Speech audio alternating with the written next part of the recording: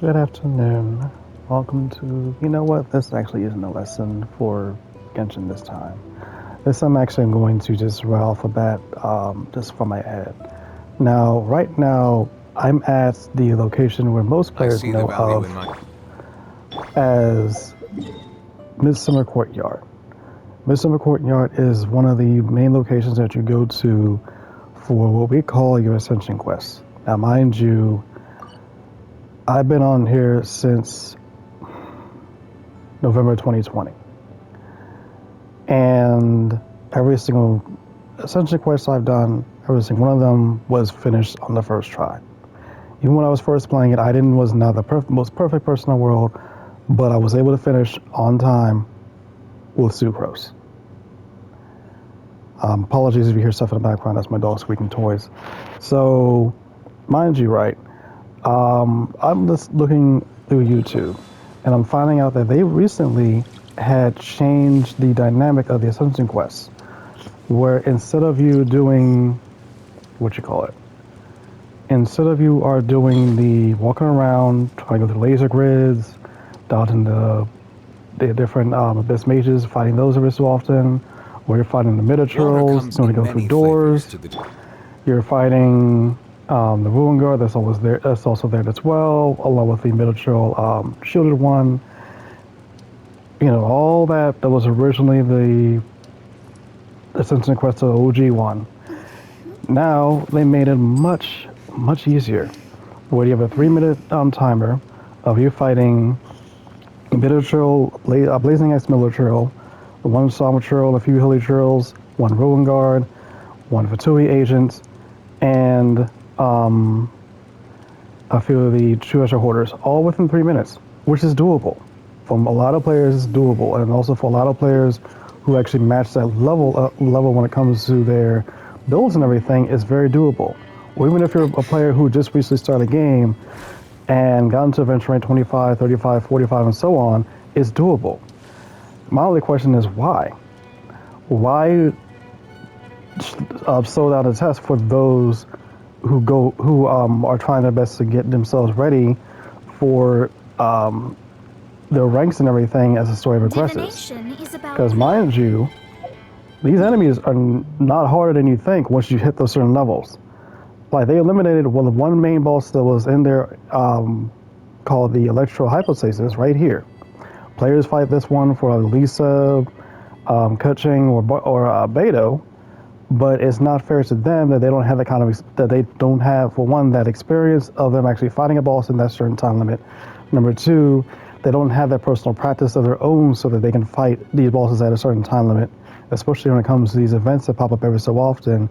For some people who have either a certain story unlocked or a certain adventure rank that's also unlocked, that's required. I should say, not unlocked, required. And it's not fair to them that they don't have that personal training behind it, because Ascension Quest is basically a test. So why nerf this test? I don't know exactly, but it makes it a lot harder for me to help other players when it comes to the movies I do. It makes it a lot harder for players to actually understand what it's like to actually fight in this game. And I honestly wish that whoever didn't do this nerf, because it's not fair to them, and they deserve that kind of a challenge so that this game keeps going. Yes, I understand that the game is supposed to be relaxing. Yes, I can understand that this game is supposed to be helpful to anybody and anything so they can actually get through A, B, and C. But there is still a challenge involved. Like even when I had finished, adventure rank 50 and 45 tests, this is what I had. I had Hu Tao, Jean, where is she? Ling Wang, and Keqing. All of which, as you can see, with the stars have already been rebuilt and everything. Keqing looks like this right now, with a 4-piece Thundering and Fury. Ling Wang looks like this right now, with basically stacked attack. I mean, she's doing 30k. You can look all you want if you want to. Who is it? Jean, I just use her for healing. That's it. I don't really care for her stats. And last but not least, Hu Tao. I decided to attack, and she's doing 80, 90k now just because of me getting Stavahoma. So my point is this. I didn't have a 5-star character until I hit Adventure Rate 45. I basically bullshitted the entire test when it came to this game. And I still made it through with the lack of knowledge that I had. But I got in here with skill. Players would have been able to get through this game with skill no matter what the changes you made. Yes, I understand quality of life is important, but quality of skill also comes with quality of life. The other games I played besides this one, I noticed that the skill has been nerfed either almost immensely or just enough so there's some form of balance. But this one change when it comes to Ascension Quest is one change I wish you never did. It is not fair to the players like myself who are OG or basically have been here since practically almost day one. Like I'm saying to myself, is this adventure rank 60 that I see over here worth nothing? Or is it okay just to make it easier for players just to move on? And then with the video I saw online where this player had taken over 12 minutes just to do a 3-minute Ascension Quest, can they really skate by if they don't practice or they don't learn anything? What are you really teaching us, Warriorverse?